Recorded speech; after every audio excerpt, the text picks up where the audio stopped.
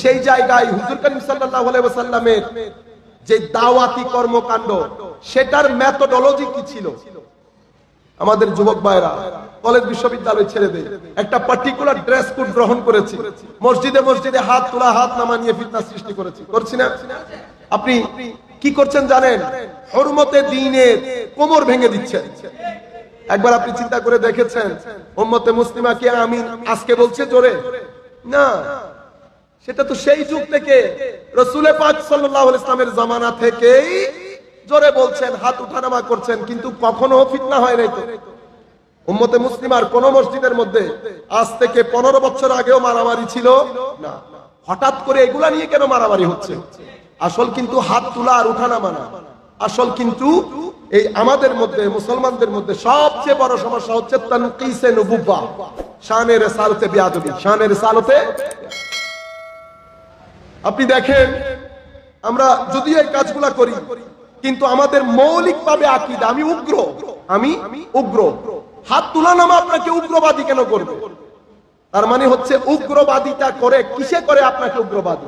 আপনার আকীদা, আপনার শিক্ষক, আপনার অ্যাটমসফিয়ার, আপনি যেই বইগুলা পড়ছেন সেগুলা। এখন আপনি এক জায়গায় ঢুকেছেন, একটা নির্দিষ্ট চ্যানেল থেকে ইনফরমেশন নিচ্ছেন, নলেজ না। নলেজ আর ইনফরমেশনের মধ্যে আসমান জমিনের ফারাক, নলেজ আর ইনফরমেশনের মধ্যে আসমান জমিনের ফারাক। আপনি একটা নির্দিষ্ট চ্যানেল থেকে কিছু ইনফরমেশন নিয়েছেন, নেওয়ার পরে সেই ইনফরমেশন গুলোর মধ্যে হেট্রেড জড়িত ছিল। হেট্রেড কিসের? যে এইটা ছাড়া বাকিগুলা অশুদ্ধ, এটা ছাড়া বাকিগুলা সলফ ইসলাম না, বাকিগুলা অ্যাড হয়েছে পরবর্তীতে। এগুলাকে পিউরিফাই করে আমাদের সোসাইটি থেকে বের করে দিতে হবে। আপনি শুরু করেছেন এভাবে, নির্দিষ্ট একটা সময় অতিবাহিত হওয়ার পরে আপনি প্রথমে ন্যারো হয়েছে, ন্যারো মাইন্ডেড, অতঃপর আপনি কনজারভেটিভ হয়ে গেছেন। যেই কনজারভেটিভ হয়েছেন আপনি এখনো আমাকে দেখে হাসি দিচ্ছেন, কিন্তু ভিতর থেকে আপনি মনে করছেন যে আমি আপনার এই হাসি পাওয়ার যোগ্য না। কেন? কারণ আপনার ভিতর আস্তে আস্তে সংকুচিত হয়ে যাচ্ছে। মিডিয়ার মাধ্যমে, অনলাইনের মাধ্যমে পৃথিবীর আনাচে কানাচে বসে যারা বর্তমানে আমাদেরকে দেখছেন অথবা পরবর্তীতে আমাদেরকে দেখবেন, আমরা সকলের প্রতি সশ্রদ্ধ সালাম রেখে আমরা আমাদের আজকের আলোচনা শুরু করছি। আসসালামু আলাইকুম ওয়া রাহমাতুল্লাহি তাআলা ওয়া বারাকাতুহু। আমি ঈদে মিলাদুন নবী সাল্লাল্লাহু আলাইহি ওয়াসাল্লামের প্রেক্ষাপটকে কেন্দ্র করে কিছু কথা এই প্রেক্ষাপটে বলবো, কিছু কথা তরুণ প্রজন্ম এবং বর্তমান বিশ্ব, সাথে আমাদের ইসলাম, সবকিছুকে সামনে রেখে আমি একটা সংক্ষিপ্ত চিত্র আপনাদের সম্মুখে তুলে ধরার চেষ্টা করব। আপনারা এটা দেখে বুঝতে পারবেন যে আমরা আসলে কি করা উচিত। ঈদে মিলাদুন নবী সাল্লাল্লাহু আলাইহি ওয়াসাল্লাম সম্পর্কে ইতোপূর্বে আমরা, আজকে বোধহয় এটা আমাদের প্রায় 14তম মাহফিল, তো ইতোপূর্বে অনেক বিষয়ের উপর আলোকপাত করা হয়েছে। একই বিষয় আপনারা অনেকেই প্রশ্ন যেগুলা করেছেন সেগুলো আমরা আগে কথাগুলা বলে ফেলেছি। একই কথা বারবার বললে তো আমরা এক বিন্দুর মধ্যে থেকে যেতে হবে, ওই বিন্দু থেকে বের হতে পারবো না। তো আমরা ঈদে মিলাদুন নবী সম্পর্কে এখান থেকে শুরু করি। এটা বলার পর আমরা আমাদের মৌলিক আলোচনায় চলে যাব। সম্মানিত উপস্থিতি, পবিত্র কোরআন পাক থেকে আমি একটা আয়াতে পাক তেলাওয়াত করেছি। এখানে আল্লাহ রাব্বুল আলামিন একটা স্পেশাল পরিভাষা ব্যবহার করেছেন, আইয়ামুল্লাহ। কি ব্যবহার করেছেন? আইয়ামুল্লাহ। আইয়াম আরবিতে ইয়াউমুনের বহুবচন, আমরা ইংরেজিতে ডেই বলি দিনকে, আর আইয়াম হলে ডেইজ বলি। তো আল্লাহ রাব্বুল আলামিন বলছেন ওয়াজাকিরহুম বিআইয়ামিল্লাহ। মুসা আলাইহিস সালামকে বলছেন যে আপনি আপনার স্বজাতিকে আইয়ামুল্লাহ স্মরণ করিয়ে দিন, আল্লাহর দিন সমূহ স্মরণ করিয়ে দিন। আপাত দৃষ্টিতে যদি আমরা দেখি, আমাদের মনে হবে যে সপ্তাহের 7 দিন বা মাসের 29 বা 30 দিনের কিছু দিন আল্লাহর, বাকি দিনগুলো অন্য কারো। ঘটনা কি তাই? ঘটনা এরকম না। পবিত্র কোরআনকে, এখানে যেহেতু আমাদের ইউথ গুলা আছেন, পবিত্র কোরআনকে আপনারা বোঝার জন্য কনটেক্সট বোঝা বড় জরুরি। কনটেক্সট বোঝা বড় জরুরি। আপনি টেক্সচুয়াল নলেজ যদি অ্যাকোয়ার করতে চান, আপনাকে অবশ্যই কনটেক্সট বুঝতে হবে। যদি আপনি কনটেক্সট বুঝতে ব্যর্থ হন, তাহলে টেক্সট আপনি বুঝতে পারবেন না। কনটেক্সট বুঝার একটা মেথোডোলজি আছে, মেথড আছে, সিস্টেম আছে, ওয়ে আছে, তরিকা আছে। কনটেক্সট বুঝার জন্য আগের আয়াত, পরের আয়াত, আগের সূরা, পরের সূরা সবকিছু মিলিয়ে একটা কনটেক্সট তৈরি হয়। সেটাকে আমরা সিয়াক, সেবাক, আরবির মধ্যে লিহাক এগুলা বলি। সবকিছু পড়ে তখন আপনি একটা কনটেক্সটের মধ্যে যেতে পারবেন। যখন আপনি কনটেক্সটের মধ্যে যাবেন, টেক্সটটা বুঝতে অনেকাংশে সহজ হয়ে যায়, অনেকাংশে সহজ। তো আমরা কনটেক্সটের দিকে যদি দৃষ্টিপাত করি, তাহলে আমরা দেখতে পাই এখানে আইয়ামুল্লাহ বলে আল্লাহ যেটা বুঝাতে চেয়েছেন, সেটা আসলে এই আইয়ামুল্লাহ। আমরা যখন তাফসীরের কিতাবগুলোতে যাই, তাফসীরে তাবারি হোক, ইবনে কাসির হোক, আমি এখন তাবারি থেকে ওই এক্সাক্ট ইবারতগুলো পড়তে গেলে অনেক সময় চলে যাবে। মুফাসসিরিনে কেরাম এই আয়াতের কনটেক্সটকে সামনে রেখে যেটা আমাদেরকে বলছেন, সেটা হচ্ছে যে আমি তোমাদেরকে ফেরাউনের যাবতীয় আযাব থেকে, তার জুলম থেকে আমি তোমাদেরকে মুক্তি দিয়েছি। তো যেই তারিখে আল্লাহ রাব্বুল আলামিন বনি ইসরাইলকে ফেরাউনের যাবতীয় জুলম থেকে, শোষণ থেকে, একটা শাসন, একটা শোষণ থেকে মুক্তি দিয়েছি, সেই মুক্তির দিনগুলোকে আল্লাহ পবিত্র কোরআনে আইয়ামুল্লাহ বলেছেন। কি বলেছেন? আইয়ামুল্লাহ। আবার নবীকে হুকুম দিয়ে বলছেন ওয়াজাক্কিরহুম। ওয়াজাক্কিরহুম মানে হচ্ছে রিমাইন্ডিং, রিমাইন্ড দেম, তাদেরকে আপনি স্মরণ করিয়ে দেন ওই সমস্ত দিন, যেই দিনগুলোতে আমি তাদের উপর দয়া পরবশ করত, অনুগ্রহ করত, আমি তাদেরকে ফেরাউনের বিভিন্ন জুলম থেকে, শোষণ থেকে মুক্তি দিয়েছি। সেই দিনগুলোর কথা স্মরণ করিয়ে দিন, কারণ এই দিনগুলো আমার অনুগ্রহের দিন, তাদের উপর আমার অনুগ্রহের দিন। এই কনটেক্সট আপনারা বুঝতে পেরেছেন। তাহলে এখান থেকে আমরা কিছু বিষয় ডিরাইভ করতে পারি, কিছু বিষয় প্রিন্সিপাল হিসেবে নিতে পারি। সেটা কি? সেটা হচ্ছে আল্লাহ রাব্বুল প্রত্যেক দিন আল্লাহ, প্রত্যেক দিন আল্লাহ। দিনগুলা কারো না, কিন্তু এই দিনগুলার মধ্যে কিছু কিছু দিনের স্পেশালিটি আছে, বিশেষত্ব আছে। কেন? কারণ সেই দিনগুলোতে বিশেষ কোনো ঘটনা ঘটেছে। তাহলে বিশেষ ঘটনা ঘটা দিনগুলোকে আল্লাহ আইয়ামুল্লাহ বলেছেন, বিশেষ দিন। এবং পবিত্র কোরআনে একজন নবীকে আল্লাহ হুকমান বলছেন, ইটস এন কমান্ডমেন্ট, ম্যান্ডেটরি করে দিয়েছেন যে আপনি আপনার স্বজাতিকে আপনি আল্লাহর দিনগুলোর কথা স্মরণ করিয়ে দিন, যেই দিনগুলোতে আমি তাদের উপর দয়া অনুগ্রহ করে ফেরাউনের জুলম থেকে মুক্তি দিয়েছি, সেই দিনগুলোর কথা স্মরণ করিয়ে দিন। এখন আমরা সবাই, আমাদেরকে আল্লাহ বিবেক বুদ্ধি দান করেছেন, আল্লাহ আমাদেরকে বিবেক বুদ্ধি দান করেছেন। এখান থেকে আমরা এতটুকুন বুঝতে পারি যে ফেরাউনের জুলম থেকে মুক্তি দেওয়ার কারণে সেই দিনগুলা যদি আইয়ামুল্লাহ হয়, সেই দিনগুলা যদি আইয়ামুল্লাহ হয়, তো যেই দিন আল্লাহ রাব্বুল আলামিন কুল কায়নাতের রহমতকে পাঠিয়েছেন, কুল কায়নাতের রহমতকে পাঠিয়েছেন, যাকে আল্লাহ রাব্বুল আলামিন আলামিনের জন্য রহমত বানিয়েছেন, যাকে আল্লাহ রাব্বুল আলামিন শুধু মানব জাতির জন্য না, সমগ্র বিশ্ব ব্রহ্মাণ্ডের জন্য রহমত বানিয়েছেন। তো উনি যেই দিন দুনিয়াতে এসেছেন সেটা আইয়ামুল্লাহ হবে না? কি মনে হয় আপনাদের? এই জিনিসগুলা বোঝার জন্য অনেক আকল, বিবেক, বুদ্ধির প্রয়োজন হয়। কিছু জিনিস ইন্টেলেকচুয়াল মাইন্ড এবং মিডিয়াম আন্ডারস্ট্যান্ডিং এর মাইন্ড, একেবারে কম আন্ডারস্ট্যান্ডিং যাদের, তাদের মানে সব ক্যাটাগরির মাইন্ড বিষয়গুলা বুঝতে পারে। এই বিষয়টা বোঝার জন্য নাসাতে চাকরি করতে যেতে হবে না, সব ধরনের মাইন্ড বিষয়গুলা বুঝতে পারে।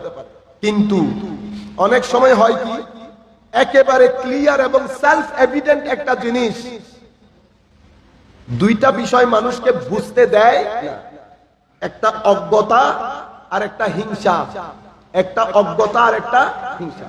হিংসা এবং অজ্ঞতা, এই দুইটা জিনিস মিলে মানুষকে উগ্র করে ফেলে। কি করে ফেলে? উগ্র। যখন মানুষ উগ্র হয়ে যায় তখন মানুষ, বাংলার শব্দটা আমি এখানে বলতে পারছি না, বাংলা শব্দটা একটু বিদ্যুটে শোনায়, আমি এটাকে উর্দুতে বলি। অজ্ঞতা এবং উগ্রতা, এই দুইটা যখন কারো মাথার খুলিতে জন্মগ্রহণ করে তখন এই দুই জিনিস মিলে একাকার হয়ে ওই ব্যক্তিকে ছেচোরাপান, ছেচোরাপান, বাংলা তো বুঝতে পেরেছেন আপনারা, অতীব বেয়াদব করে ফেলে। শব্দগুলো আমি এখানে বলতে চাচ্ছি না, তবু আমি আপনাদেরকে বোঝানোর জন্য বলে দিলাম, মানুষকে অতি মাত্রায় আদবহীন করে ফেলে।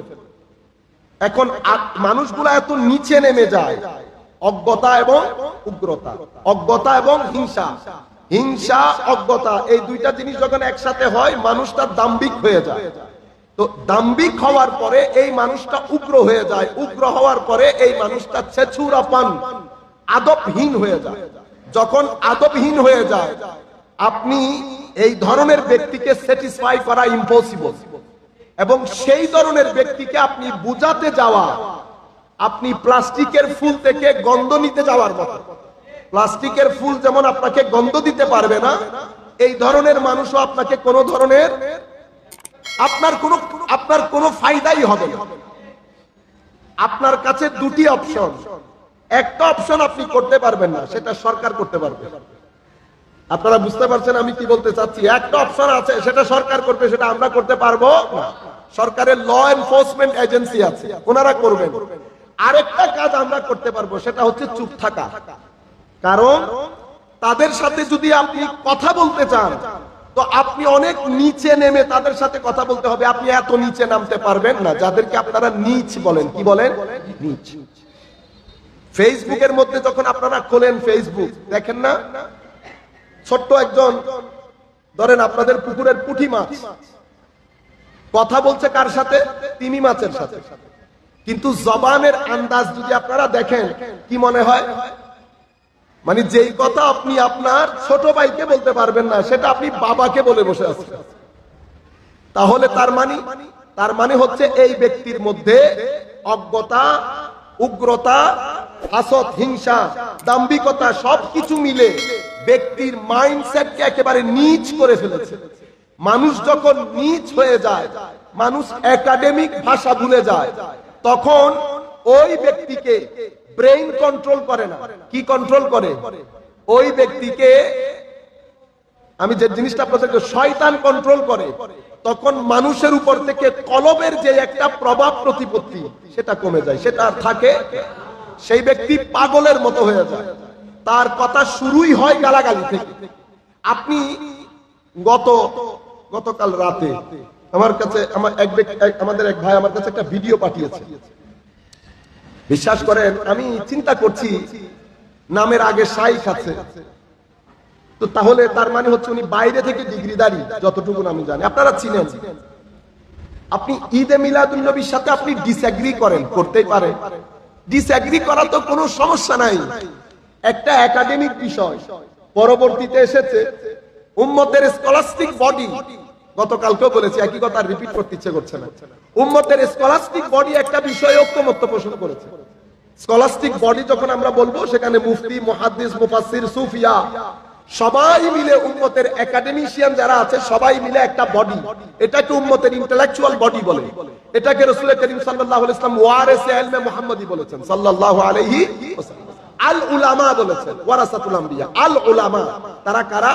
তারা মুফতি, ইসলামিক জুরিস্ট, মুহাদ্দিস, intellectual in the field of hadith, ilm tafsir, intellectual, highly academician in the field of tafsir, tariqat এবং tasawwuf, in the field of the science of purification. তো সব কিছু মিলে উম্মতের ইন্টেলেকচুয়াল বডি। এটা কি বাংলাদেশে? না, বাংলাদেশে না।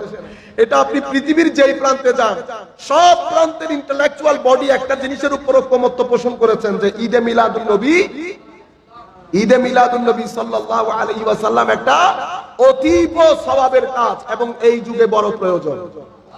উম্মত ঐক্যমত্য পোষণ করেছে। এখন একেবারে যে ডিসএগ্রিমেন্ট থাকবে না এমন তো কোনো কথা না, প্রত্যেক বিষয়ে ডিসএগ্রিমেন্ট আছে। বাংলাদেশের স্বাধীনতা যুদ্ধ নিয়ে আমাদের কতগুলা মানুষ যাদের মেন্টালি ব্লাইন্ড, হয় না? করে না তো? এটা কি দুই তিনজন তো সব সময় সব জায়গায় থাকে, ডিসএগ্রি করেছে। কিন্তু ডিসএগ্রিমেন্টের ভাষা কি এরকম হয়? মানে এমন আন্দাজে বলছেন, মানে সাধারণ আমাদের বর্তমান প্রজন্ম যাদের অন্তরে আদব নাই, অতিমাত্রায় ম্যাটেরিয়ালিস্টিক জড়বাদী জীবন যাপনের কারণে যখন আপনার ভিতরে ব্যালেন্স নষ্ট হয়ে গেছে, স্পিরিচুয়ালিজম, ম্যাটেরিয়ালিজম দুইটার মধ্যে ইসলাম ব্যালেন্স রক্ষা করে। যখন এই ব্যালেন্সটা কমে যায় তো হয় স্পিরিচুয়ালিটি বেড়ে যাবে অথবা ম্যাটেরিয়ালিজম বেড়ে যাবে। যদি আপনি অতিমাত্রায় ম্যাটেরিয়ালিস্টিক হয়ে যান তো আপনার মধ্যে আদব থাকবে না, ফিলিংস থাকবে না, মহব্বত থাকবে না, সবকিছু আপনি টাকা পয়সা দিয়ে মূল্যায়ন করতে চাইবেন। শিক্ষক ছাত্রের মধ্যে একটা সম্পর্ক আছে না? এই সম্পর্কটা কোনো টাকা পয়সা দিয়ে কিনতে পারবেন? আগের যুগে কেন, আমাদের যুগের কথা বলি, আমাদের শিক্ষক ক্লাস 3 তে যিনি পড়িয়েছেন, আমরা ত্রিসীমানার মধ্যেও তো যাই না, এখনো পর্যন্ত পায়ে ধরে সালাম করি, তা আমাদেরকে অনেক বেশি বয়স হয়ে গেছে। তাহলে আমাদের কাছে শিক্ষক বাবার চেয়েও বড়। কিন্তু বর্তমান যুগে আপনারা দেখেন না, পেপার পত্রিকায় এক শিক্ষক এক ছাত্রকে কি করেছে, মিডিয়া উঠে পড়ে লেগেছে না? সবাই উঠে পড়ে লেগেছে। কেন? মিডিয়া ওয়েস্টার্ন বিষয়টাকে আমাদের এখানে খাওয়াতে চাচ্ছে, কারণ ওনারা ওখান থেকে পয়সা নেয়, বুঝতে পেরেছেন? খাওয়াতে চাচ্ছে। সেটা কি? ওয়েস্টের কাছে ছাত্র আর আমাদের দেশের ছাত্রের কনসেপ্ট এক না। ওয়েস্টে, পশ্চিমা বিশ্বে একজন ছাত্র তার শিক্ষকের কাছে একটা কাস্টমার মাত্র। কি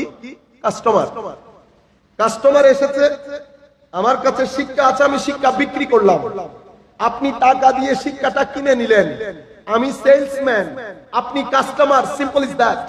এতটুকু না আপনার আর আমার মধ্যে সম্পর্ক।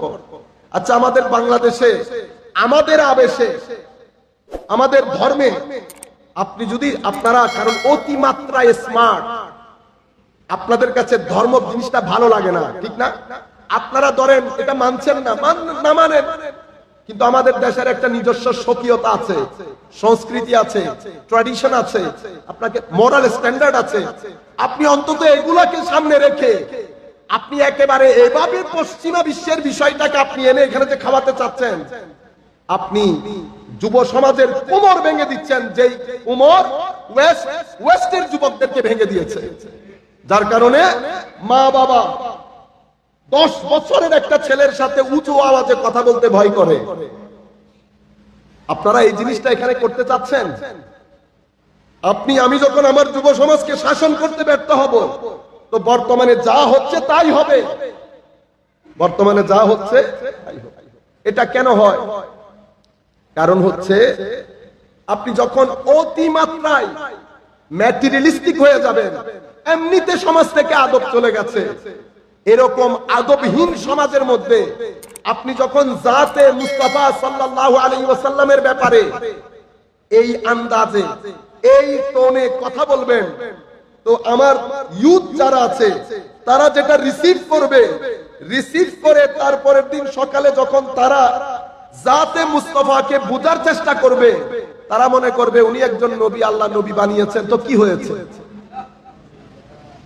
বুঝতে পেরেছেন? মানুষ মাঝে মধ্যে বুঝে আসে না কোন দুনিয়াতে আমরা আসলাম, এরকম এই পরিবর্তন কিভাবে সাধিত হলো। হুজুরে করিম সাল্লাল্লাহু আলাইহি ওয়াসাল্লাম, আপনারা বলছেন না প্রথম যুগে ছিল না, দ্বিতীয় যুগে ছিল না, তৃতীয় যুগে ছিল না, বলি না? ও ভাই, প্রথম, দ্বিতীয়, তৃতীয়, চতুর্থ যুগে কোনো দরকারও ছিল না। কেন? কারণ ওনাদের প্রত্যেক দিন ঈদে মিলাদুন নবী ছিল।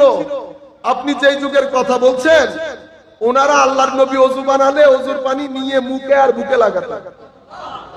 আল্লাহর নবী থু মুবারক ফেললে থু মুবারক হাতে নিয়ে মুখে আর বুকে লাগাতেন। তো আমি যেই কারণে এটা করছি, কি কারণ, আমার উদ্দেশ্য কি? আমার উদ্দেশ্য হচ্ছে যুবকদের অন্তরে এশকে রাসূলের চেরাগ জ্বালিয়ে দেওয়া, আদবে মুস্তাফার চেরাগ জ্বালিয়ে দেওয়া, আহলে বাইত রাসূল সাহাবায়ে কেরামের এশক ও আদবের চেরাগ জ্বালিয়ে দেওয়া, এটা আমার উদ্দেশ্য। প্রোগ্রাম কি করছি সেটা অ্যাকর্ডিং টু দি সিচুয়েশন আমরা প্রোগ্রাম করি। Program doesn't matter. মাহফিল করছি, মানুষকে দাওয়াত করেছি, এটা একটা ওসিলা মাত্র, এটা একটা ওসিলা মাত্র। আমি আগামী 10-15 বছর পরে হয়তো দেখা যাবে পুরো সিস্টেম পরিবর্তন হয়ে গেছে, আমি অন্য আন্দাজে ঈদে মিলাদুন নবী করছি। হয়তো দেখা যাবে আমি জুলুস বন্ধ করে দিয়েছি, হয়তো দেখা যাবে আমি জুলুসকে অন্যভাবে করছি। টেকনিক পরিবর্তন হতে থাকবে, টেকনিক পরিবর্তন হতে থাকবে, ওসিলা পরিবর্তন হতে থাকবে। আমি হজ করতে যেতাম, এক সময় পায়ে হেঁটে যেতাম, এক সময়। এর পরবর্তীতে আমি সাওয়ারি, গাদার উপর, উটের উপর সাওয়ার হয়ে গিয়েছি। কোথায় গিয়েছি? হজ করতে। কিসের উপর গিয়েছি ডাজন্ট ম্যাটার, আমার উদ্দেশ্য তো হজ। আমি যানবাহন according to the situation, demand of time আমি গ্রহণ করেছি। এখন আমি প্লেনে যাচ্ছি, একটা সময় এমন আসবে আমি বসবো 10 মিনিটের মধ্যে পৌঁছে যাব, আসতে পারে না। তো আমি অ্যাকর্ডিং টু দি সিচুয়েশন, ওয়াসাইল, ওয়াসিলা অর্থাৎ মাধ্যম পরিবর্তন হতে থাকে। মাধ্যম ডাজন্ট ম্যাটার, আমার মূল উদ্দেশ্য হচ্ছে আদব, হুব্বে মুস্তাফা সাল্লাল্লাহু আলাইহি ওয়াসাল্লাম। ওইটা আমাদের যুবকের অন্তরে জাগরিত করা। যেই যুগের কথা বলছেন ওনারা আমার নবী সাল্লাল্লাহু আলাইহি ওয়াসাল্লামের চুল মুবারক যখন কাটতে আসতেন, সাহাবায়ে কেরাম আল্লাহর নবীর চতুর্পাশে তাওয়াফ করে হাতগুলা বিছিয়ে দিতেন চুল মুবারক হাতে করার জন্য। আমি আমার ভাইয়েরা যারা এই ধরনের কথাবার্তাগুলা বলেন, তো আপনাদের কাছে অনুরোধ হচ্ছে আপনারা আপনাদের শ্রোতাদেরকে এই হাদিসগুলো তো একটু শোনাইতে পারেন, মাঝে মধ্যে হলো তো শোনান। হাদিসগুলো তো বুখারী, মুসলিম শরীফ, সহিহ সিত্তার মধ্যে এসেছে। ইমাম বুখারী যদি টেন্টেটিভ চ্যাপ্টার, যেটা আপনারা বলেন সূচিপত্র, সূচিপত্রের মধ্যে যদি এই ধরনের অধ্যায় করতে পারেন যে এই অধ্যায়টি রাসূল করিম সাল্লাল্লাহু আলাইহি ওয়াসাল্লামের হাত মুবারকের বরকতের অধ্যায়, এই অধ্যায়টি হুজুর করিম সাল্লাল্লাহু আলাইহি ওয়াসাল্লামের ঘাম মুবারকের সুগন্ধির অধ্যায়, এই অধ্যায়টি আল্লাহর নবীর প্রতি প্রেম ভালোবাসাই ঈমান। তো ইমাম বুখারী যদি এই ধরনের অধ্যায় করতে পারে, আপনিও অন্তত একদিন হলেও এই হাদিসগুলো আপনাদের ছেলেদেরকে একটু বলে শোনাতে পারেন না? আপনারা বুঝতে পেরেছেন? তো আমরা দ্বিতীয় যুগ, তৃতীয় যুগ, যেই যুগগুলোর কথা বলছেন, ওনাদের জিন্দেগি তো আল্লাহ রাসূলের দরবারে নামে মুহাম্মদের উপর ফানা ছিল সাল্লাল্লাহু আলাইহি ওয়াসাল্লাম। আপনারা বুঝতে পেরেছেন? সময় পরিবর্তন হয়েছে, ম্যাটেরিয়ালিস্টিক লাইফস্টাইল আমাদের সমাজের মধ্যে ছেয়ে বসেছে। উলামায়ে কেরামের মধ্যে সবাই ঐক্যমত্য হয়ে ঈদে মিলাদুন নবী জারি করেছে। কেউ তাসাউফ তরিকতের স্কুল খুলে বসেছে। তাসাউফ তরিকতে আগে স্কুল ছিল না, প্রয়োজন হয় নাই। কেন? কারণ সমাজে প্রত্যেক মানুষ রাত্রি জেগে ইবাদত করার কি ছিল? তাদের প্রত্যেকের অভ্যাস ছিল। খৌফ, খশিয়ত সমাজের রন্ধ্রে রন্ধ্রে, পরিবেশের মধ্যে ইনবিল্ট ছিল। কিছু ইনবিল্ট রিয়ালিটি থাকে, এগুলা ইনবিল্ট রিয়ালিটি ছিল। পরবর্তীতে এগুলাকে স্পেশাল সাবজেক্ট করে ইউনিভার্সিটি খোলানোর কোনো প্রয়োজন পড়ে নাই। সময় এসেছে, পরিবর্তন হয়েছে। যখন সময়ের পরিবর্তন হয়েছে, স্কলাররা মিলে কেউ আকীদার স্কুল খুলেছে, ইলমুল আকায়েদ, যাকে আমরা মডার্ন পরিভাষায় থিওলজি বলি। কেউ ইলমে হাদিসের স্কুল খুলেছে, কেউ ইলমুল ফিকহের স্কুল খুলেছে, কেউ তাসাউফ তরিকতের স্কুল খুলেছে। কোন কলেজকে আমরা কাদেরিয়া বলি, কোন কলেজকে আমরা নকশবন্দিয়া বলি। বুঝতে পেরেছেন? এগুলো এক একটা স্পিরিচুয়াল কলেজের নাম, তরিকতগুলো এক একটা কলেজের নাম। এখন আপনার ইচ্ছা আপনি কোন স্কুলে ভর্তি হবেন, কোনো বাধ্যবাধকতা নাই। আপনার যদি ইচ্ছে হয় আপনি ইংলিশ স্কুলে যান, আপনার যদি ইচ্ছে হয় সরকারি স্কুলে যান, কিন্ডারগার্টেনে যান, শত স্কুল আপনার সামনে খোলা। এখন এখানে কেউ চিশতিয়া স্কুল খুলেছে, কেউ কাদেরিয়া স্কুল খুলেছে, কেউ শাযলিয়া স্কুল খুলেছে, কেউ রেফাইয়া স্কুল খুলেছে। আপনার ইচ্ছা, আপনি যদি চান স্কুলে ভর্তি হতে, ভর্তি হন। প্রত্যেকের স্কুলের মধ্যে রিকোয়ারমেন্ট রেখেছে, এই রিকোয়ারমেন্ট ফুলফিল করতে হবে। ঠিক আছে? যখন আপনি স্কুলের মধ্যে ঢুকেছেন, তো স্পিরিচুয়ালিজমের পরিভাষায় আপনাকে মুরিদ বা সালেক বলা হয়। কি বলা হয়? মুরিদ বা সালেক। কিন্তু বেসিক্যালি আপনি ছাত্র। আর যিনি আমাকে পড়ান, আমরা তাসাউফ তরিকতের পরিভাষায় ওনাকে মুরশিদ বলি, ইংলিশে বললে গাইড বলি, স্পিরিচুয়াল গাইড। আমাদের বাংলা, ফার্সিতে, উর্দুতে আমরা পীর বলি। কি বলি? পীর, যিনি গাইড করেন। এখন আপনি পীর বলেন, গাইড বলেন, এগুলো তো কোরআন শরীফের মধ্যে পাবেন না, মুর্শিদ পাবেন। কিন্তু এরা ওনারা সবাই কি? উলামা, সবাই মিলে উলামা। এগুলা সবাই মিলে উম্মতের ইন্টেলেকচুয়াল বডি, সবাই মিলে উম্মতের ইন্টেলেকচুয়াল বডি, সবাই এটার উপর ঐকমত্য পোষণ করেছে। আপনারা বুঝতে পেরেছেন? ঈদে মিলাদুন নবী সাল্লাল্লাহু আলাইহি ওয়াসাল্লাম যেহেতু বর্তমান যুগে পৃথিবীর আপনি যেই প্রান্তেই যান, পৃথিবীর আপনি যেই প্রান্তেই যান, উম্মত ঐকমত্য পোষণ করেছে। আমি আপনাদেরকে যে জিনিসটা বলতে চাচ্ছিলাম, আপনি ডিসএগ্রি করতেই পারেন, একাডেমিকলি আপনি আপনার বক্তব্য দিয়ে চলে যান, আপনি আপনার আন্ডারস্ট্যান্ডিংটা আমার সাথে শেয়ার করেন, কিন্তু আপনার আন্ডারস্ট্যান্ডিং এর মধ্যে যদি অজ্ঞতা থাকে, হিংসা থাকে, দেখেন আমি কোনো ফোর্স করেছি আপনাকে? ফোর্স করছি না। আমি কোরআন হাদিসের কোন দলিল দিয়ে আপনাদের এখানে লাভ আছে? কোনো লাভ নাই। কেন দলিল দিব? কেন আমাদের বড় যারা সবাই ঐকমত্য পোষণ করেছে, তো আমি আবার কোন পুকুরের মাছ? কোরআন সুন্নাহকে আমি ওনারা আমার চেয়ে কম বুঝছেন? বুঝতে পেরেছেন? আচ্ছা, ডাক্তার বলছেন আপনার মায়ের হার্ট সার্জারি করতে হবে, তো হার্ট সার্জারি করা মানে you pushed your mom in the state of death, life and death. থাকতেও পারেন, চলেও যেতে পারেন, হার্ট কেটে ফেলা মানে বোঝা যায়। মাই গড, আল্লাহ আমাদের সবাইকে রক্ষা করুন, মুরব্বিয়ানে কেরাম আমাদের সবাইকে রক্ষা করুন আল্লাহ এই পরীক্ষা থেকে। কিন্তু ডাক্তার বলার পরে আপনি চিন্তা করতে পারছেন, ডাক্তার সাহেব একটু চিন্তা করি, এলাকাবাসীকে নিয়ে একটু পরামর্শ করি? না না, এটা আপনার পরামর্শের বিষয় না, এটা হচ্ছে উনি ওটার উলিল আমর, উলিল আমর। কারণ আল্লাহ রাব্বুল আলামিন কোরআনে পাকের মধ্যে বলেছেন, তোমরা আল্লাহর আনুগত্য, রাসূলের আনুগত্য, অতঃপর উলিল আমরের আনুগত্য। উলিল আমর কি? উলিল আমর হচ্ছে প্রত্যেক বিষয়ের স্পেশালিস্ট যারা, তারা পলিটিক্যাল ফিল্ড হলে খলিফা, প্রাইম মিনিস্টার, প্রেসিডেন্ট, আর যদি মেডিকেল সায়েন্স হয় বড় কনসালটেন্ট, যেই বিষয়ে হবে সেই বিষয়ের স্পেশালাইজড ব্যক্তি উলিল আমর। এখন আপনি যে আপনার মায়ের হার্ট সার্জারি করছেন, উনি যদি ইন্তেকাল করেন আপনার গুনাহ হবে? হবে না। কেন? কারণ ওই বিষয়ের একজন স্পেশালিস্ট আপনাকে বলেছে আপনাকে করতেই হবে। আপনারা বুঝতে পেরেছেন? আমাদের ধর্মের, আমাদের দ্বীনের ক্রাক্স ছিল নলেজ। আমাদের ধর্মের মূল ভিত্তিপ্রস্তর যেটার উপর স্থাপিত হয়েছে সেটা জ্ঞান, সেটা জ্ঞান। আমরা সেখান থেকে উঠে তুলে এনে আমরা কি করেছি? স্পেশাল কিছু ড্রেস কোড বানিয়েছি, কলেজ বিশ্ববিদ্যালয় ছেড়ে দিচ্ছি দ্বীনের তাবলীগের নাম দিয়ে। আপনি জানেন আপনি কি কাজটা করছেন? আপনি হুরমতে দ্বীন গুলণ্ঠিত করছেন। হুজুর করিম সাল্লাল্লাহু আলাইহি ওয়াসাল্লামের আনিত দ্বীনের যে প্রেস্টিজ ছিল সেটার মূলে কুঠারাঘাত করে আপনি মুসলিম মিল্লাতকে পৃথিবীর সামনে, পৃথিবীর সেকুলার ইন্টেলেকচুয়াল বডির সামনে আপনি লজ্জিত করাচ্ছেন। সম্মানিত যুবক ভাইয়েরা, ওয়েস্ট পৃথিবীকে শাসন করছে 200 বছর, তার চেয়ে বেশি করেন আরেক সামান্য করে। 1700 শতাব্দীর পর থেকে এগুলা শুরু হয়েছে। Secularisation of knowledge, secularisation of culture, secularisation of morality. তার আগে আপনারা কখনো চিন্তা করে দেখেছেন 1400 বছর কারা পৃথিবীকে শাসন করেছে? মুসলমানরা করেছে শাসন, মুসলমান। 1400 বছর। আমার এক ডক্টর পিঞ্চ করে বলতে চাচ্ছিলেন না, উই ওয়েস্ট, উই আমরা করি। আমেরিকানরা দেখেন না, ওয়েস্টার্ন কান্ট্রির লোকেরা যখন কথা বলে আই কথা গায়ে রক্ত ধরে যায়। We have done this, we have done that. আমরা করেছি, অবশ্যই আপনারা করেছেন। সিভিলাইজেশনের বল এখন আপনাদের কোর্টে। এই বল নিয়ে পৃথিবীতে আমরা 1400 বছর খেলেছি। বল তখন আমার কোর্টে ছিল।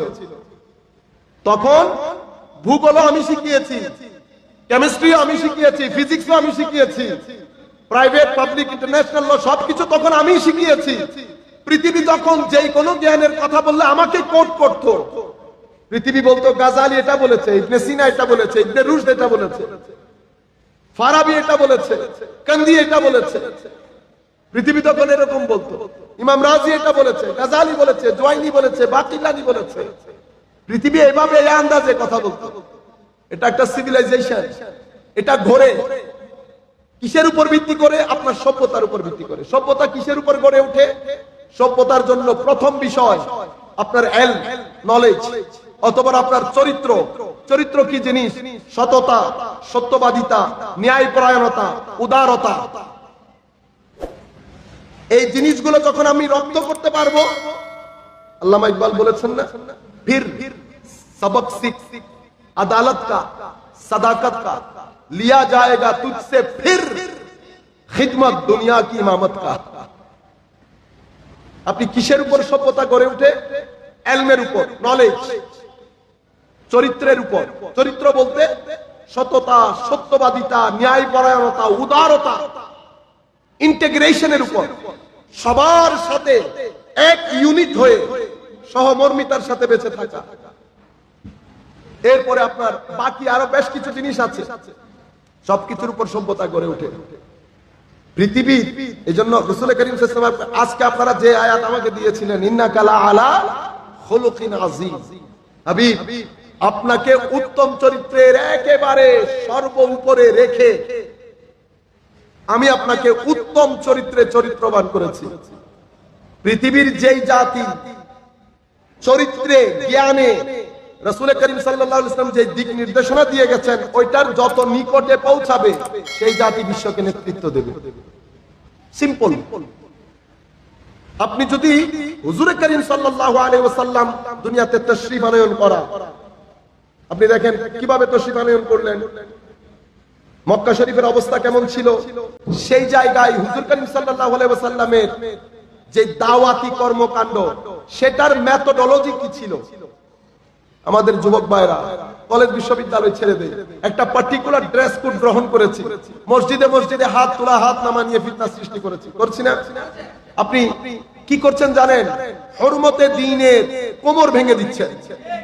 একবার আপনি চিন্তা করে দেখেছেন উম্মতে মুসলিমা কি আমিন আজকে বলছে জোরে? না, সেটা তো সেই যুগ থেকে রাসূল পাক সাল্লাল্লাহু আলাইহি ওয়াসাল্লামের জামানা থেকেই জোরে বলছেন, হাত উঠানামা করছেন, কিন্তু কখনো ফিতনা হয় নাই। তো উম্মতে মুসলিমার কোন মসজিদের মধ্যে আজ থেকে 15 বছর আগেও মারামারি ছিল না। হঠাৎ করে এগুলা নিয়ে কেন মারামারি হচ্ছে? আসল কিন্তু হাত তোলা আর উঠানামা না, আসল কিন্তু এই আমাদের মধ্যে, মুসলমানদের মধ্যে সবচেয়ে বড় সমস্যা হচ্ছে তানকিসে নবুওয়া, শানে রিসালাতে বিয়াদবি, শানে রিসালাতে। আপনি দেখেন আমরা যদি এই কাজগুলা করি, কিন্তু আমাদের মৌলিকভাবে আকীদা, আমি উগ্র, আমি উগ্র, হাত তোলা নামা আপনাকে উগ্রবাদী কেন করবে? তার মানে হচ্ছে উগ্রবাদীটা করে কিসে করে আপনাকে উগ্রবাদী? আপনার আকীদা, আপনার শিক্ষক, আপনার অ্যাটমসফিয়ার, আপনি যেই বইগুলা পড়ছেন সেগুলা। এখন আপনি এক জায়গায় ঢুকেছেন, একটা নির্দিষ্ট চ্যানেল থেকে ইনফরমেশন নিচ্ছেন, নলেজ না, নলেজ আর ইনফরমেশনের মধ্যে আসমান জমিনের ফারাক, নলেজ আর ইনফরমেশনের মধ্যে আসমান জমিনের ফারাক। আপনি একটা নির্দিষ্ট চ্যানেল থেকে কিছু ইনফরমেশন নিয়েছেন, নেওয়ার পরে সেই ইনফরমেশন গুলোর মধ্যে হেট্রেড জড়িত ছিল। হেট্রেড কিসের? যে এইটা ছাড়া বাকিগুলা অশুদ্ধ, এটা ছাড়া বাকিগুলা সলফ ইসলাম না, বাকিগুলা অ্যাড হয়েছে পরবর্তীতে, এগুলাকে পিউরিফাই করে আমাদের সোসাইটি থেকে বের করে দিতে হবে। আপনি শুরু করেছেন এভাবে, নির্দিষ্ট একটা সময় অতিবাহিত হওয়ার পরে আপনি প্রথমে ন্যারো হয়েছে, ন্যারো মাইন্ডে, অতঃপর আপনি কনজারভেটিভ হয়ে গেছেন।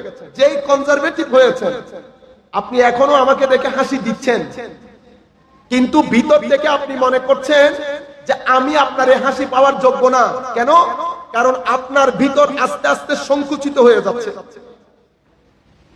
দ্বিতীয় ধাপে গিয়ে কনজারভেটিজম রেডিক্যালিজমে পরিণত হয়েছে, আপনি এখন র্যাডিক্যাল হয়ে গেছেন। কিন্তু বাইরের সিম্পটম হচ্ছে হাত তোলা আর হাত নামা, এগুলা বাইরের বিষয়। আপনি আভ্যন্তরীণ ভাবে পরিবর্তন হয়ে যাচ্ছেন। যখন আপনি রেডিক্যাল হয়ে গেছেন, আপনার মনে হচ্ছে যে এই ধর্মের কথা আমি বলছি সেটা কুফর, আমি কুফর করছি, আমি বেদাত করছি, আমি আমার জিয়ারতকে আপনার পূজা মনে হচ্ছে, ঈদে মিলাদুন নবীকে বেদাত মনে হচ্ছে, আমাকে আপনার বেদাতি মনে হচ্ছে। আপনি আমাকে সহ্য করতে পারছেন না, আপনি আমাকে নিতে পারছেন না। তৃতীয় পর্যায়ে গিয়ে এরপরে আপনি এক্সট্রিমিস্ট হয়ে গেছেন। যে আপনি এক্সট্রিমিস্ট হয়েছেন, আপনি একেবারে সংকুচিত হয়ে গেছেন। পরবর্তী ধাপটা অনেক খতরনাক, যেটাকে আপনারা টেরোরিস্ট বলেন। টেরোরিজম আসে এক্সট্রিমিজমের পরে। আপনি টেরোরিস্ট কমাইতে হলে আপনাকে শুরুতে যাইতে হবে, আমার এই ছেলেটা কোন জায়গা থেকে সফর শুরু করেছে, কোন জায়গা থেকে, কোন বই, কোন শিক্ষক, কার মজলিসে কার সুহবতে বসে সে কনজারভেটিভ হয়েছে, রেডিক্যাল হয়েছে, অতঃপর এক্সট্রিমিস্ট হয়েছে। বুঝতে পেরেছেন? তাহলে এখানে নামাজ হাত তোলা আমিন জোরে বলা ফ্যাক্টর না, কারণ এই বিষয় এখন যেটা হচ্ছে সেটা হচ্ছে নির্দিষ্ট একটা জায়গা থেকে গেম প্ল্যানিং হচ্ছে মুসলিম উম্মার নতুন প্রজন্মকে ধর্মের মধ্যে রেখেও ধর্মের মধ্যে না রাখতে। কেন? কারণ আপনি সেন্টার অফ নবুয়ত মনে করতে পারেন যে কিভাবে বললেন যে সেন্টার মুহাম্মদ রাসূলুল্লাহ সাল্লাল্লাহু আলাইহি ওয়াসাল্লাম। জি ভাই, আল্লাহ আমাদেরকে এভাবে পরিচয় করিয়েছেন। আমরা সূরা ইখলাস পড়ি না? সূরা ইখলাস কি পড়ি? বিসমিল্লাহির রহমানির রহিম। কুল হুয়াল্লাহু আহাদ আল্লাহুস সামাদ লাম ইয়ালিদ ওয়া লাম ইউলাদ ওয়া লাম ইয়াকুল লাহু কুফুয়ান আহাদ। সূরা ইখলাস শুরু হয়েছে কুল দিয়ে। কি দিয়ে? কুল। তো কুল মানে কে? কুল কে? কুল মানে হচ্ছে আপনি বলুন। কে বলবে? আমি বলবো না না না, কারণ নবী আল্লাহ নবীর সাথেই কথা বলেন। আল্লাহ আমার আর আপনার সাথে কথা বলেন না। বলছেন হাবিব আপনি বলুন। কিসের কথা বলবে আল্লাহ? আল্লাহু আহাদ, আল্লাহ এক। তো এখন রিসালাত আগে আসলো না তাওহীদ আগে আসলো? আপনি যদি কুল না মানেন তো পরের জিনিসটা তাওহীদ হবে না, এটা একটা ফিলসফি হবে। ওয়াননেস, ঈমান যেটাকে বুঝায় সেটা হওয়ার জন্য আপনি আগে কুলকে মেনে নিতে হবে। কুলকে আল্লাহ যে শান ও শৌকত মাকাম ও মার্তবা দান করেছেন, সেই শান শৌকত মাকাম ও মার্তবার মাধ্যমে যদি আপনি কুলকে মেনে না নেন, একটা হচ্ছে নবী পাকের প্রতি মানে কুলের প্রতি ঈমান, আমি আপনাকে বিশ্বাস করেছি আপনি আল্লাহর নবী, আল্লাহর রাসূল। একটা ইয়া রাসূলুল্লাহ, আল্লাহ পবিত্র কোরআনে বলেছেন আপনাকে সম্মান করতে, আমি আপনাকে সম্মান করি। হে রাসূল, হাদিসে পাকের মধ্যে আপনি বলেছেন আপনার প্রতি মুহাব্বত করাই ঈমান, আমি আপনাকে দিল জান দিয়ে ভালোবাসি, যেভাবে সাহাবায়ে কেরাম করেছেন। এটা করার আগে যদি আপনি সামনের দিকে প্রসিড করেন তো সেই ঈমানের কথাগুলো তাওহীদ বা ঈমান হবে না, কোন একটা দর্শন হবে। আপনারা বুঝতে পেরেছেন? সেই কারণে ঈমানের সেন্টার পয়েন্ট মুহাম্মদুর রাসূলুল্লাহ সাল্লাল্লাহু আলাইহি ওয়াসাল্লাম। তো এখন আমাদেরকে যে কাজটা করা হচ্ছে, আমাদের ভাইদেরকে এই জায়গার মধ্যে মুহাম্মদুর রাসূলুল্লাহ সাল্লাল্লাহু আলাইহি ওয়াসাল্লামের মধ্যে এতাত যথেষ্ট। তাদেরকে কি বলে কনভিন্স করা হচ্ছে? এতাত, মুহাব্বত, এটার হুকুম আল্লাহ দেন নাই। অথচ নবী করিম সাল্লাল্লাহু আলাইহি ওয়াসাল্লাম বলছেন মুহাব্বত করাই ঈমান, মুহাব্বত করাই। তো এখন একটা জিনিস আপনার কাছ থেকে কেটে নিয়ে চলে যাচ্ছে। তো মুহাব্বতের কথা কেন বলা হয়েছে মনে রাখবেন, নবী পাকের মুহাব্বত এবং এতাত দুটি জিনিস থাকলে কোন মানুষের ব্রেইনের মধ্যে উগ্রতা জন্ম নেয় না। আপনি জান দিয়ে ফেলেন, আপনি উগ্র হতে পারবেন না। সেই কারণে আমি মাঝে মধ্যে চিন্তা করি মুহাব্বতটাকে এত গুরুত্ব দেওয়া হয়েছে কেন? মুহাব্বতটাকে এত গুরুত্ব দেওয়ার মৌলিক কারণ হচ্ছে মুহাব্বত ব্যক্তির জীবনে এক আমূল পরিবর্তন সাধন করে। এটা একটা বিপ্লবের নাম। এটা ভিতরের জগৎকে ধুমরে মুছড়ে ভিতরের জগতের মধ্যে তুফান সৃষ্টি করে। এটা শুতে দেয় না, বসতে দেয় না। আল্লামা ইকবাল বলেছেন না, দিয়ারে ইশক মে আপনি মাকাম पैदा कर, নয়া জামানা নয়া সুবহ শাম पैदा कर। আপনারা বুঝতে পেরেছেন? এই বিষয়টা যুব সমাজের মধ্যে ঢেলে দিয়ে আমাদের সমাজের মধ্যে ডিসইন্টিগ্রেটেড করা হয়েছে। সমাজের মধ্যে আমরা ভাগ ভাগ হয়ে গেছি না এখন। মুসলমানদের মধ্যে ভাগ, আবার আমাদের পাড়া প্রতিবেশীদের মধ্যে অনেক নন মুসলিম থাকেন না। আমরা নিজেরাও তো কোনোদিন দেখি নাই আমাদের মুসলিম নন মুসলিমের মধ্যে হানাহানি হতে, আমরা জীবনেও দেখি। আমরা তো আমাদের পাশে যারা নন মুসলিম থাকে, যারা আমার বাবার সাথে পড়েছে চাচা বলে ডাকে, যারা আমাদের সাথে পড়েছে ভাই বলে ডাকি, কালচারালি আমাদের মধ্যে কখনো সমস্যা ছিল না। আর আমাদের ধর্ম এসে আমাদের হাতের মধ্যে লাগাম টানে দিয়েছে, বলেছে খবরদার, পাড়া প্রতিবেশী যদি নারাজ থাকে তো তুই বেঈমান, তোর কোনো ঈমান নাই। বুঝতে পেরেছে? কিন্তু এখন ঈমানের কথা বলে বিভিন্ন টেকনিকের সাথে, কারণ কোরআন তো আপনি পড়েন নাই, আপনি জানেনও না, আপনি ইনফরমেশন গুলা নিচ্ছেন। ইনফরমেশন যখন আপনি নিবেন, ইনফরমেশন আপনাকে ব্লাইন্ড একটা আলো দান করে, ব্লাইন্ড আলো। বুঝতে পেরেছে? সেটা কিরকম? সেটা হচ্ছে 9টার খবরে একটা জিনিস বলেছে আপনাকে, ঢাকার মধ্যে একটা ঘটনা ঘটেছে, বাস আপনি এতটুকুনি জানেন। ডানে বামে সামনে পেছনে কোনো কিছু জানেন, কিন্তু নলেজ এমন একটা বিষয়, এটা আপনার চোখ খুলে দেয়। যখন চোখ খুলে দেয়, আপনি সামনের দিকে তাকালে ডান বাম সবকিছু নজরে আসে। নলেজ আপনার মধ্যে বিস্তৃতি দান করে, আপনাকে স্থির করে তুলে। জ্ঞান কখনো আপনাকে উগ্র করবে না। কেন জানেন? কারণ জ্ঞান হচ্ছে আপনি জ্ঞানের মহাসমুদ্র দেখতে শুরু করেছেন।